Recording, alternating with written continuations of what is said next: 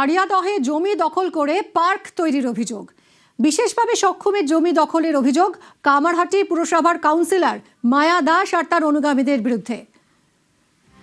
পুরসভা দক্ষিণেশ্বর থানায় অভিযোগ জানিয়েও কোনো লাভ হয়নি বলে দাবি জমির মালিক সুবীর চন্দ্রের।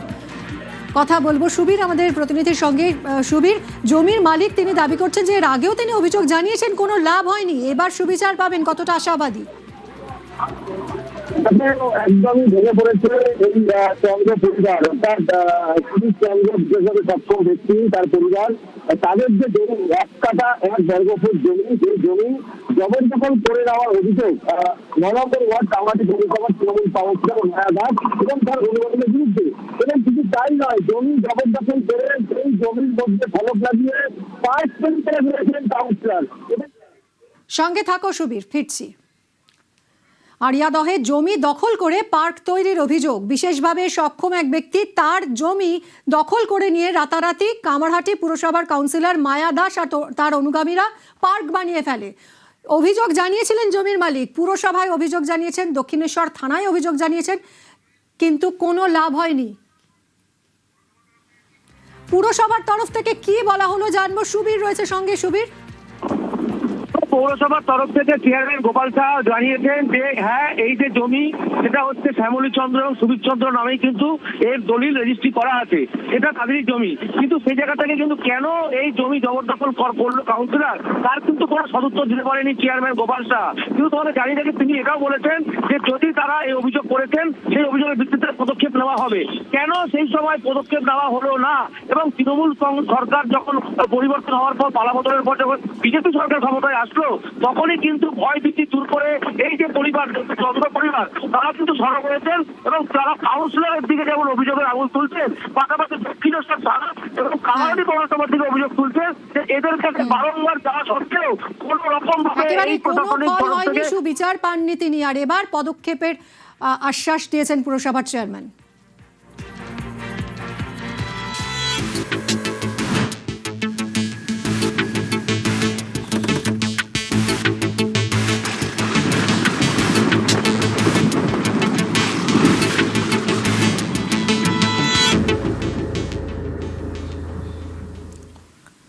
জলপাইগুড়ি, উত্তর দিনাজপুর, মালদা, নদিয়া, রাজ্যের বিভিন্ন জেলায় হঠাৎ করেই ঝড়, অল্প সময়ের মধ্যে একেবারে লন্ডভন্ড সবকিছু, প্রাণহানি, ব্যাপক ক্ষয়ক্ষতি। কালবৈশাখীর মরশুমে কেন বারবার হচ্ছে এমন ঝড়? এর সঙ্গে কি সুপার এল নিনোর কোনো যোগ আছে?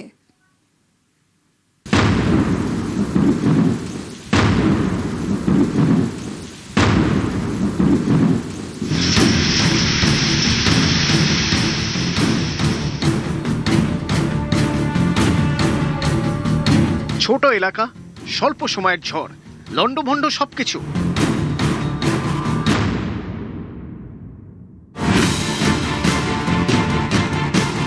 শনিবার রাতে এমনই ঘটনা উত্তর দিনাজপুরের গোয়ালপুকুরের শাহাপুর 2 নম্বর গ্রাম পঞ্চায়েতে।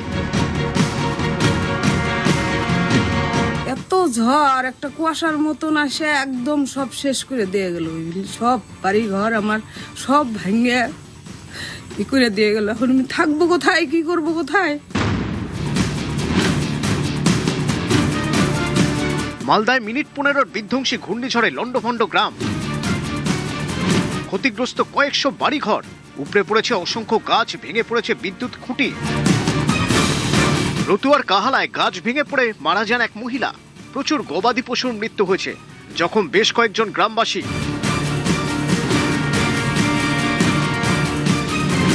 বিদ্যুৎ বিচ্ছিন্ন এলাকা, ব্যাহত যোগাযোগ।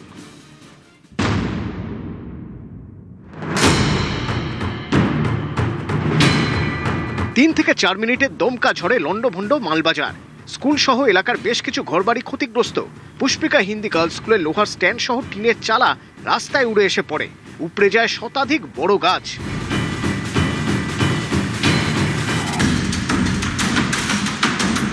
একইভাবে স্বল্প সময়ের ঝড়ে লন্ডভন্ড জলপাইগুড়ির মণ্ডলঘাট গ্রাম ও সংলগ্ন এলাকা। ক্ষতিগ্রস্ত ঘরবাড়ি, চাষের ক্ষেত, ঝড়ের দাপটে উপড়ে যায় একের পর এক গাছ। ব্যাহত হয় ট্রেন চলাচল, বিচ্ছিন্ন হয়ে যায় বিদ্যুৎ পরিষেবা।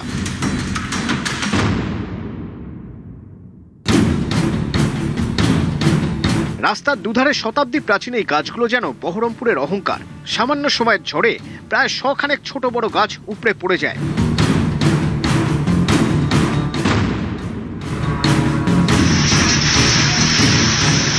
বিকেলে হঠাৎ নদিয়ার কালীগঞ্জে ব্যাপক ঝড় বৃষ্টি, উপড়ে পড়ে একাধিক গাছ। উত্তর থেকে দক্ষিণ বারবারই এক ছবি। কেন এরকম আচমকা বৃষ্টি, হঠাৎ ঝড়? কালবৈশাখী কি চরিত্র বদলাচ্ছে, নাকি পিছনে রয়েছে সুপার এল নিনোর প্রভাব? এল নিনো হলে কিন্তু সমুদ্র জলের তাপমাত্রা অনেক বেড়ে যায়। যেখানে ময়েশ্চার উপরের দিকে উঠবে সেখানে ওয়েদার হবে, আর যেখানে ময়েশ্চার নিচের দিকে নামবে বা উপরের বায়ু নিচের দিকে আসবে, ময়েশ্চার থাকুক বা না থাকুক, সেখানে কিন্তু ওয়েদার হবে না। এই বছরে অন্তত আমার মনে হয় সেই রকমই একটা ঘটনা ঘটতে চলেছে। যদি এল নিনোটা সাকসেসফুলি আসে, আপড্রাফট যেখানে হচ্ছে এল নিনো ইয়ারে সেখানে হবে না, অন্য জায়গায় হবে। তার মানে বৃষ্টিপাত বা ওয়েদার অন্য জায়গায় হবে, আর যেখানটায় ডাউনড্রাফট হবে সেখানটায় খরা বা এই সমস্ত কিছু হতে পারে। নিউজ 18 বাংলা।